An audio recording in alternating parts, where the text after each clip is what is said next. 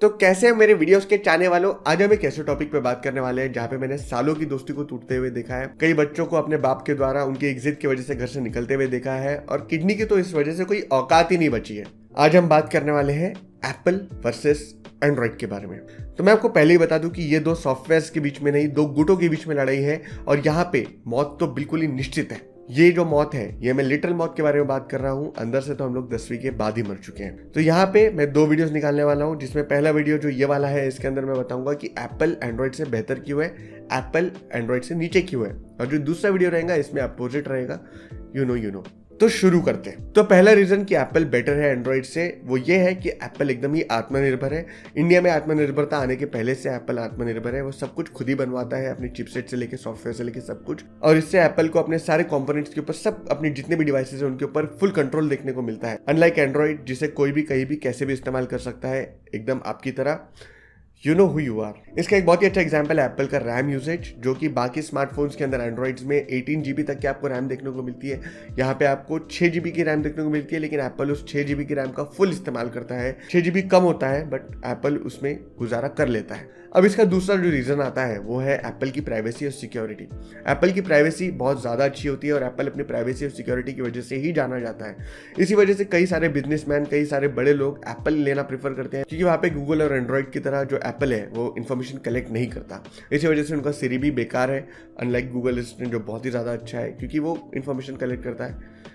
समझ रहे हो ना आप, सिरी बेकार है क्योंकि प्राइवेसी अच्छी है, और गूगल अच्छा है क्योंकि प्राइवेसी बेकार है गूगल की। बट एक बात मैं आपको बता दूं कि कोई भी चीज जो कोड की हुई है वो हैक हो सकती है। iOS is hackable. iOS पूरी तरीके से सिक्योर नहीं है, iOS भी हैक किया जा सकता है। इसका तीसरा रीजन है इकोसिस्टम। अब एप्पल का इकोसिस्टम इतना ज्यादा तगड़ा है कि उसकी कोई भी चीज, आप कोई भी डिवाइस लो, वो आपस में कनेक्टेड ही रहेगी। अनलाइक एंड्रॉइड, जहां पे आप कोई एक डिवाइस किसी कंपनी का खरीद रहे हो और दूसरा डिवाइस किसी और कंपनी का खरीद रहे हो, तो यहाँ पे इतना सीमलेस कनेक्शन हो जाता है एप्पल डिवाइसेस के बीच में। जैसे अगर आपका एयरपॉड जो आपके मैकबुक से कनेक्टेड है और आपको आपके आईफोन के ऊपर कॉल आता है, तो आपके आईफोन से कॉल आपके मैकबुक पे ट्रांसफर हो जाएगा और वहीं से आप डायरेक्टली कॉल उठा सकते हो। तो ये एक सीमलेस कनेक्टिविटी बना देता है। इसका चौथा रीजन है एप्पल का इनोवेशन। एप्पल बहुत ज्यादा इनोवेट करता है, भले ही बहुत सारे फीचर्स में एप्पल लेट हो जाता है। जैसे हमारे इसमें नॉच कब की गायब हो चुकी है एंड्रॉइड में, और 48 मेगापिक्सल तो बहुत पुराना हो चुका है। 108 मेगापिक्सल, अभी 200 मेगापिक्सल का सैमसंग का सेंसर आने वाला है, SSL वाला, और बहुत सारी चीजें ऐसी हैं जो एप्पल ने अभी लाई है। 120 रिफ्रेश रेट वाला जो मोबाइल फोन्स है वो कब से आ रहे हैं, करीबन 3-4 साल हो गए, लेकिन एप्पल ने पिछले साल 120 हर्ट्ज वाला मोबाइल फोन लॉन्च किया था, iPhone 13 pro max. But Apple का तरीका ये है कि जब भी वो कुछ लॉन्च करता है तो वो उसको इतना परफेक्टली लॉन्च करता है कि आप उसमें गलती निकाल ही नहीं सकते। जैसे हम लोग नॉच से नफरत करते हैं, बट एप्पल ने अपने आईफोन 14 प्रो और 14 प्रो मैक्स में जो डायनामिक आइलैंड निकाला है, बहुत ही खराब नाम है, बट जो उन्होंने निकाला है उसके इम्प्लीमेंटेशन पे लोग पागल हो गए, वो इतना अच्छा है। उसी तरीके से जो एप्पल का 48 मेगापिक्सल का जो कैमरा उन्होंने अब लाया है 12 मेगापिक्सल से जंप करके, वो इतना बेहतर है कि कोई भी 48 मेगापिक्सल का कैमरा उसके सामने नहीं आ सकता। उसी तरीके से 120 हर्ट्ज लाने में भी उन्होंने बहुत देर की, लेकिन वो जब आया तो उसने मार्केट में धूम मचा दी। इसका पांचवा रीजन है एप्पल की यूनिक फीचर्स। जैसे एप्पल ने iOS 16 के अंदर जो अपना फीचर लाया कंटिन्यूटी कैमरा वाला, जैसे अगर आपका जो स्मार्टफोन आप यहाँ पे देख सकते हैं वो आड़ा लगा हुआ है आपके मैकबुक के ऊपर, बट जो ये आपको वीडियो निकाल के दे रहा है वो पता नहीं मैजिकली आपको कैसे आपके सर के ऊपर कैमरा लगा है ऐसी वीडियोस दे रहा है, आपको हेड्स अप कैमरा की तरह आपको एक विजन दे रहा है। तो एक बहुत ही ज्यादा बड़ी चीज है जो एप्पल ने मुमकिन की है। इसी तरीके से जो एप्पल का जो सैटेलाइट वाला जो फीचर है, जहां पे अगर आप एक ऐसी जगह पर फंस जाओ जहां पे आपको कोई सेल्यूलर नेटवर्क नहीं मिल रहा है, वहां पे सैटेलाइट के जरिए अथॉरिटीज को या आपने किसी करीबी को मैसेज कर सकते हो, आप अपनी लोकेशन भेज सकते हो, जिससे आपकी जान बच सकती है। इसी तरीके से एक और फीचर उन्होंने लाया अभी, क्रैश डिटेक्शन वाला, जहां पे अगर आपका एक्सीडेंट हो जाए तो आपका आईफोन जो है वो ऑटोमेटिकली, आईफोन या एप्पल वॉच दोनों भी ऑटोमेटिकली अथॉरिटीज या आपकी किसी करीब वाले को इन्फॉर्म कर देंगे कि आपका यहाँ इस जगह पे एक्सीडेंट हुआ है। तो ये फीचर्स जो है वो एंड्रॉइड से बहुत ही ज्यादा अलग बनाते हैं एप्पल को। इसका छठवां रीजन है एप्पल की बिल्ड क्वालिटी, और एप्पल अपनी बिल्ड क्वालिटी की वजह से जाना जाता है। जो बाकी स्मार्टफोन्स के आप IP रेटिंग के ऊपर भरोसा नहीं कर सकते, एप्पल के फोन्स 1-2 साल बाद पानी के अंदर से मिले हैं और वो परफेक्टली काम कर रहे थे, विच सेज कि एप्पल की बिल्ड क्वालिटी सच में बहुत ज्यादा अच्छी होती है। इसका सातवां रीजन है सॉफ्टवेयर अपडेट, और अनलाइक एंड्रॉइड जो हर एक नए अपने गूगल के स्मार्टफोन के साथ एक नए एंड्रॉइड वर्जन को लॉन्च करता है और बाकी स्मार्टफोन्स में वो बहुत ही लेट आते हैं, एप्पल अपने 5 साल पुराने स्मार्टफोन्स में भी और आज के जो नया स्मार्टफोन निकला है उसके अंदर भी साथ में iOS अपडेट देता है, जो बहुत ही बड़ी बात है। और जैसे मैंने कहा 5 साल, एंड्रॉइड अपने स्मार्टफोन्स में 3 या 4 साल की सॉफ्टवेयर अपडेट की गारंटी देते हैं और कई बार तो मिड रेंज स्मार्टफोन्स में 2 साल के ऊपर भी नहीं होता, बट आईफोन्स में आपको 5 साल की मिलेगी ही मिलेगी, गारंटीड होता है। तो ये भी एक बहुत बड़ा फीचर हो जाता है क्योंकि एप्पल अपने स्मार्टफोन्स को अपडेटेड रखता है। इसका 8वां और एक और बड़ा रीजन ये है कि एप्पल के स्मार्टफोन्स जो होते हैं वो बहुत ही ज़्यादा कंसिस्टेंट और रिलायबल होते हैं। जैसे अगर आप एक एंड्रॉइड फ़ोन से एक ही सिनेरियो में 5 फोटोज़ लो तो उसमें से एक फ़ोटो अच्छी आएगी, बट एप्पल में आप 2 ही फोटो लो, उसमें से एक फ़ोटो या दोनों ही फोटोज़ अच्छी आ सकती हैं। तो एप्पल बहुत ही कंसिस्टेंट आपको एक एक्सपीरियंस देता है और यही उसकी बैटरी के साथ भी हो चुका है। जहाँ पे एक टाइम पे एप्पल की बैटरी के ऊपर मीम्स बना करते थे, आज एप्पल की बैटरी सारे स्मार्टफोन से सबसे ज़्यादा है। जहाँ बाकी स्मार्टफोन्स आपको 6 से 8 घंटे की बैटरी लाइफ देते हैं, एप्पल आपको 10 घंटे के ऊपर की बैटरी लाइफ देता है और आईफोन 14 प्लस में तो शायद उससे भी ज़्यादा देगा। तो मेरे एंड्रॉइड के चाहने वालों, अब हम जाने वाले अपने अगले पड़ाव पे, जहाँ पे हम ये बताएंगे कि एप्पल एंड्रॉइड से नीचे क्यों है। अब एप्पल के ड्रॉबैक्स में सबसे पहला आता है आईफोन्स की, एप्पल प्रोडक्ट्स की प्राइसिंग में। ऑब्वियसली यहाँ पे बहुत सारे टैक्सेस उन पे लगते हैं, लेकिन आप इसे इस तरीके से देखिए, कोई फोन अगर यूएस में $1200 की प्राइस पे लॉन्च होता है तो इंडिया में उसे मल्टीप्लाइड बाय 80 करके आ जाना चाहिए। उसके अंदर उसमें थोड़े से टैक्सेस लगेंगे, बट अगर उसे मल्टीप्लाइड बाय 80 करते हैं तो वो करीबन इतना बनता है। एप्पल ये नहीं करता, एप्पल उस जो $1 की प्राइस है उसे 100 रुपए के हिसाब से गिनेगा और उस प्राइस में इंडिया में लॉन्च करेगा। आप उठा के देख सकते हैं, जैसे कोई फोन अगर वहाँ पे $1200 का हुआ है तो यहाँ पे 1,20,000 का लॉन्च होगा और ये डिफरेंस हर बार बढ़ता ही जा रहा है। तो इसलिए एप्पल की प्राइसिंग बहुत बड़ा ड्रॉबैक हो जाती है हमारे इंडियंस के लिए और बहुत सारी कंट्रीज में जहाँ पे एक्चुअली आईफोन्स का प्राइस बहुत ही ज़्यादा है। अब इसका दूसरा बड़ा रीज़न है साइड लोडिंग ऐप्स। मैं साइड लोडिंग को बढ़ावा नहीं दे रहा हूँ, बट मैं आपको बता दूं कि अगर आप एपीकेस डाउनलोड करते हो तो वहाँ पे आपके स्मार्टफोन्स के अंदर वायरसेस आ सकते हैं, मेलवेयर्स आ सकते हैं। बट मैं उन लोगों में से हूँ जिनको स्मार्टफोन्स में एक्सपेरिमेंट करना पसंद है, अपने स्मार्टफोन को उनकी बाउंड्रीज पे ले जाना मुझे बहुत ज़्यादा पसंद है। इसलिए मैं साइड लोडिंग का बहुत बड़ा फैन हूँ और मुझे पता है कि एप्पल ये प्राइवेसी रीजंस की वजह से नहीं करता, बट साइड लोडिंग नहीं होना बहुत ही कंट्रोल्ड लगता है मुझे एप्पल की तरफ से, जो मैं एक्चुअली नहीं प्रीफर करता हूं। अब एप्पल में तीसरा और सबसे ज्यादा कंट्रोवर्शियल इशू ये है कि एप्पल सेम स्पेक डिवाइसेस के अंदर भी डिफरेंसेस लाने की कोशिश करता है। इसका एग्जांपल हम यहाँ देख सकते हैं, जैसे यहाँ पे 3 स्मार्टफोन्स के चिपसेट के बारे में लिखा है, आईफोन 13, 13 प्रो मैक्स और 14। अब 14 को हटा देते हैं, 13 और 13 प्रो मैक्स एक साथ निकले थे, right. IPhone 13 pro max iPhone 13 से बहुत ही ज्यादा महंगा। अब यहाँ पे अगर कोई यूजर आईफोन 13 प्रो मैक्स लेने जा रहा है तो उसे कन्विंसिंग लगना चाहिए कि आईफोन 13 प्रो मैक्स 13 से बेहतर है। यहाँ पे ऑब्वियस सी बात है कि एप्पल जो है वो आईफोन 13 प्रो मैक्स में बेहतर स्क्रीन देता है, बेहतर कैमरा देता है, बस इतना ही बेहतर देता है। तो क्या वो जो एक्स्ट्रा प्राइस है वो जस्टिफाइबल है? तो यहाँ पे एप्पल क्या करता है, भले ही आईफोन 13 और 13 प्रो मैक्स में A15 बायोनिक हो, यहाँ पे अगर आप नजर डालें तो यहाँ पे जीपीयूज में फर्क है। यहाँ पे सिर्फ 4 ही कोर्स हैं ग्राफिक्स के और यहाँ पे 5 है।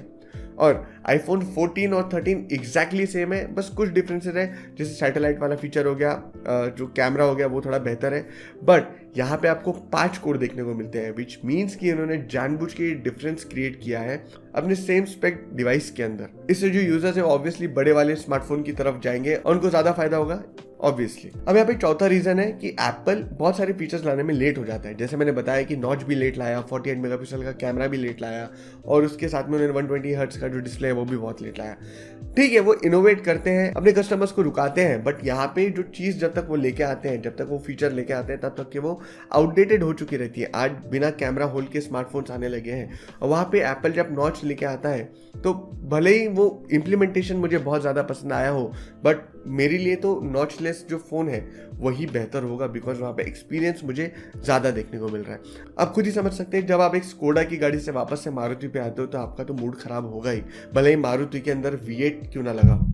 अब इसका 5वां और बहुत बड़ा रीजन ये होता है कि एप्पल खुद ही प्रॉब्लम बनाता है और खुद ही उसके सोल्यूशन बेचता है। इसका बहुत ही अच्छा एग्जांपल है उनके एयरपॉड्स। जब उन्होंने आईफोन 7 प्लस से हेडफोन जैक निकाल दिया तो उन्होंने उसका रिप्लेसमेंट दिया हमें एयरपॉड्स, और एयरपॉड्स की वजह से आज हम कितने सारे TWS इस्तेमाल कर सकते हैं। बट ये स्टार्टिंग की थी एयरपॉड ने और वो एक सोल्यूशन था उस प्रॉब्लम का जो पहले कभी थी नहीं। हम लोग हेडफोन जैक से भी आराम से गाने सुन रहे थे। बट चलो ठीक है, ये जो इनोवेशन था ये अच्छा था, ये जो उन्होंने प्रॉब्लम बना के सोल्यूशन बेचा ये अच्छा था। बट कुछ प्रॉब्लम्स इतने बेतुके हैं, इतने सोल्यूशंस उनके बेतुके हैं कि आप इसका कोई तुक ही नहीं बनता। अभी बेतुके प्रॉब्लम और सोल्यूशन का बहुत ही बड़ा एग्जाम्पल है उनका चार्जर। एप्पल ने कुछ साल पहले कहा था कि वो अपने डब्बे में से चार्जर फुल्ली हटाने वाले हैं, बिकॉज वहाँ पे जो डब्बा है वो उस चार्जर की वजह से मोटा हो जाता है, जो नेचर के लिए ख़राब है क्योंकि वहाँ पे ज़्यादा कार्डबोर्ड का इस्तेमाल हो रहा है। अग्रीड। बट यहाँ पे उन्होंने कहा कि ठीक है, आप चार्जर बाहर से अलग से खरीद लो, ठीक है, बहुत बड़ी बात नहीं है, हम लोग चार्जर अलग से खरीद सकते हैं। प्रॉब्लम ये है कि वो जो चार्जर अलग से बिक रहा है उसकी पैकेजिंग में ज़्यादा कार्डबोर्ड लग रहा है एज कम्पेयर टू जब वो उस आईफोन के डब्बे में आ रहे थे। उसमें ज़्यादा कार्डबोर्ड लग रहा है, ज़्यादा प्लास्टिक लग रहा है, ज़्यादा पेपर लग रहा है, उसके अलग से मैनुअल्स बन रहे हैं, उसमें अलग से प्लास्टिक का इस्तेमाल किया जा रहा है चार्जर को रखने के लिए, उसमें ज़्यादा कार्डबोर्ड लग रहा है। कोई सेंस है इस बात का? अगर आपको नेचर का ही इतना बड़ा प्रॉब्लम था तो आप अगर पहले के रास्ते से चलते आईफोन के डब्बे में ही चार्जर को देते तो आप ज़्यादा कार्डबोर्ड बचाते एज कम्पेयर टू आज जहाँ पे चार्जर अलग से बिक रहे हैं। अमेजोन से जब कोई उसे मंगाता है तो वो ज़्यादा बड़ा डब्बा लेता है, जब आप उसे बाहर दुकान से खरीदते जो जिस प्लास्टिक बैग में वो आता है, जिस पेपर बैग में वो आता है, वो पेपर बैग एक एक्स्ट्रा यूजेज है, आप ज़्यादा नेचर को हार्म कर रहे हो अलग से चार्जर बेच के। इसी तरीके से उन्होंने अपने स्मार्टफोन्स में से अभी यूएस और कनाडा में सिम ट्रे निकाल दिया। मैं मानता हूँ कि सिम ट्रे एक फिजिकल चीज़ है और फिजिकल चीज़ जो है वो खराब हो सकती है, बट यहाँ पे एक्चुअली यूजर्स को ज़्यादा इनकन्वीनियंस हो रहा है। वो आईफोन से आईफोन बनते हैं तो कोई बड़ी बात नहीं, कोई प्रॉब्लम की बात नहीं है, 2.5 से 3 मिनट लगते हैं उनको। वही अगर आप फिजिकल सिम लेते हो तो आधा मिनट लगता सिम चेंज करने के लिए। अगर आप एक आईफोन से एंड्रॉइड पे स्विच मार रहे हैं तो आप कैसे करोगे ई सिम को ट्रांसफर? तो इस तरीके से एप्पल आपको बांध भी रहा है और यहाँ पे प्रॉब्लम जो ऐसे एग्जिस्ट भी नहीं करते उनका सोल्यूशन आपको बेच रहा है। अब इसका छठवां बड़ा रीजन है, एप्पल अपने इकोसिस्टम में आपको बांध देता है। कैसे? जैसे मैंने आपको पहले कहा कि ई सिम से आप ट्रांसफर करना बहुत मुश्किल है एंड्रॉइड स्मार्टफोन में। कुछ ही एंड्रॉइड स्मार्टफोन्स हैं जो सपोर्ट करते हैं ई सिम को, तो यहाँ पे बहुत ही मुश्किल हो जाती है आपके आईफोन से एंड्रॉइड के ऊपर शिफ्ट करना। उसी तरीके से जब आप कोई एप्पल टू एप्पल डिवाइस में, जैसे कि आपके आईफोन से मैकबुक में कुछ ट्रांसफर कर रहे हो, तो वो आप एयरड्रॉप से बड़ी आसानी से कर सकते हो। बट वही अगर आप एंड्रॉइड से आईफोन में या आईफोन से एंड्रॉइड में करना चाहो तो इट्स वेरी टफ। आप 10-15 मिनट माथा बच्ची करोगे, फिर बोलेगी कि नहीं भाई तू अपना कलेक्शन तेरे पास ही रख, आज मैं बिना कुछ करे ही सो जाऊंगा। तो ये सारी चीज़ें एप्पल आईफोन में आपको देखने को मिलती है। इसी के साथ साथ उन्हें कितने सालों से अपना लाइटनिंग केबल चेंज नहीं किया है, जो पता है कि एक्चुअली बहुत ही ज़्यादा स्लो है, स्टिल आईफोन उसको रखे ही रहती है, उसको कभी चेंज नहीं करेगी।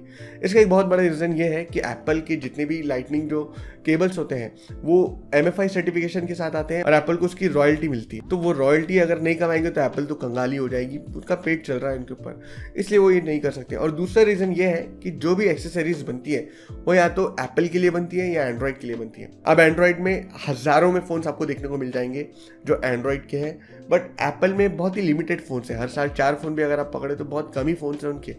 तो यहाँ पे अगर एक कंपनी के लिए स्पेसिफिकली इतने सारे एक्सेसरीज बन रहे हैं और अगर वो अपना जो वो एक्सेसरी जिस बेस पे बनी हुई है लाइटनिंग केबल, अगर उसी को हटा देंगे तो ये सारे एक्सेसरीज ऑब्सोलीट हो जाएंगे। इसलिए एप्पल उसको चाह के भी चेंज नहीं कर सकता, अभी तो फिलहाल नहीं कर सकता। बट जैसे कि अभी कुछ टाइम पहले यूरोप के अंदर मैंडेटरी कर दिया गया USB-C लाना, तो अब देखते क्या होता है क्या नहीं होता। इसका साथवां एक और बड़ा रीज़न यह है कि एप्पल अपने यूज़र्स को राइट टू रिपेयर का ऑप्शन ही नहीं देता। जैसे आप कोई भी स्मार्टफोन जो है, अगर आपके पास उतने पैसे नहीं है कि आप ऑफिशियल सर्विस सेंटर में जाके उसे ठीक करा पाए, तो आप उसे घर पे बना सकते हो पार्ट्स मंगा के, या आप किसी लोकल आदमी को दे सकते हो, लोकल वेंडर को दे सकते हो। वो बहुत ही ज़्यादा ईजी होता है। वहाँ पे एंड्रॉइड को रिपेयर करना बहुत ईजी है एक्चुअली, बट एप्पल में आप मिलता ही नहीं है। एप्पल में आपको सर्विस सेंटर भेजना पड़ता है, वहाँ पे आपको कई बार तो फ़ोन ही रिप्लेस करके दे देते हैं क्योंकि वो फ़ोन बना ही नहीं सकते एप्पल वाले। और कई बार तो ऐसा होता है कि आपसे 50, 55, 60 हज़ार रुपये ले लेते हैं जब आपकी स्क्रीन फूट गई या ऐसा कुछ हो गया तो, which is much more than what it should cost actually. तो यहाँ पे राइट टू रिपेयर एप्पल में होना चाहिए। ये बहुत बड़ा ड्रॉबैक है एप्पल का कि उसमें वो सब नहीं है। अब 8वां जो रीज़न आता है वो है एप्पल बहुत ही ज़्यादा एब्स्ट्रैक्ट कंपेरिजन करता है अपने स्मार्टफोन्स के लॉन्च के टाइम पे, अपने डिवाइसेस के लॉन्च के टाइम पे, जो मुझे बहुत ही ज़्यादा मिसलीडिंग और मैनिपुलेटिव लगता है। अभी हाल ही में आए 14 Pro और 14 Pro Max के जो लॉन्च में उन्होंने जब बताया कि इसके अंदर A16 बायोनिक है, तो वो उस चिपसेट को उन्होंने A15 बायोनिक से कंपेयर नहीं किया, A13 बायोनिक से किया। जबकि वो ये भी कह रहे थे कि A15 बायोनिक से भी ज़्यादा पावरफुल है, तो उन्होंने A15 बायोनिक से कंपेयर क्यों नहीं किया? अब यहाँ पे मुझे लगता है कि ये बस लोगों के दिमाग में डालने के लिए कि A16 बायोनिक कितना ज़्यादा पावरफुल है, उन्होंने ये किया क्योंकि भाई लोग भी बोलेंगे कि कितना वर्थ हमें मिल रहा है हमारे एक रुपए का, एक डॉलर का। ये चीज़ मुझे बहुत ही ज़्यादा अजीब लगती है कि वो बहुत ही एब्स्ट्रैक्ट तरीके से अपने स्मार्टफोन्स का जो लॉन्च है कोई भी स्पेसिफिक नहीं देते, बस ऐसे कंपैरिजन करते हैं abstractly. This is great compared to our first generation iPad. The graphics in these new iPad Pros is now 1,000 times faster. 30% हमारा ज़्यादा पावरफुल है, 50% ज़्यादा पावरफुल है, 60% ज़्यादा जीपीयू हमारा पावरफुल है, इसी तरीके से। तो ये कुछ रीजंस थे जहाँ पे मैंने आपको बताया कि एप्पल एंड्रॉइड से बेहतर और नीचे क्यों है। अब तुम में से जो एंड्रॉइड वाले हो तो अगला वीडियो एंड्रॉइड के ऊपर होगा, तो स्टे ट्यून। तो अगर ये वीडियो आपको पसंद आया, अगर इन्फॉर्मेटिव लगा तो इसे आप लाइक कर सकते हैं। अगर ये चैनल पसंद है तो सब्सक्राइब कर दो यार। और अगर ऐसे ही वीडियोस आपको आगे भी देखनी है तो बेल आइकन भी दबा दो। और आपको क्या क्वेरी है, क्या प्रॉब्लम है, क्या आपको गलत लगा इसमें, आप नीचे मुझे कमेंट कर दो। और लाइक तो कर ही दो और शेयर भी कर दो। और बस इतना ही कर दो, अभी इतना काफ़ी है।